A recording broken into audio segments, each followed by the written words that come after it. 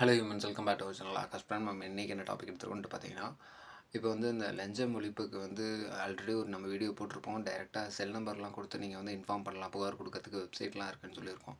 இப்போ அதில் வந்து புதுசாக ஆட் பண்ணியிருக்காங்கன்ட்டு பார்த்தீங்கன்னா, இப்போ வந்து நீங்கள் வந்து ஒரு ரூ. 200 ஒரு ரூ. 500 லஞ்சம் வாங்கினா கூட அரசு அதிகாரிகள் யாராச்சும் உங்ககிட்ட அதை நீங்கள் ஆதாரத்தோடு வந்து புகார் பண்ணீங்கன்னு சொன்னால் உங்களுக்கு வந்து ரூ. 1,00,000 வந்து ஃப்ரீ கிஃப்ட் வந்து ரிவார்ட் பண்ணுவோம் அப்படின்னு சொல்லியிருக்காங்க. இது பார்த்தீங்கன்னா, இப்போ சமீபத்தில் இந்த நியூஸ் பார்த்தீங்கன்னா, திருப்பூரில் வந்து ஒரு ஆட்டோவில் ஆடு ஏற்றிட்டு போயிருப்பாங்க. அந்த நியூஸ் வந்து வைரல் ஆச்சு. ரூ. 200 ஒரு லஞ்சம் கேட்டிருப்பாரு. ஒரு சம்திங் ஒரு போலீஸ் அதிகாரி.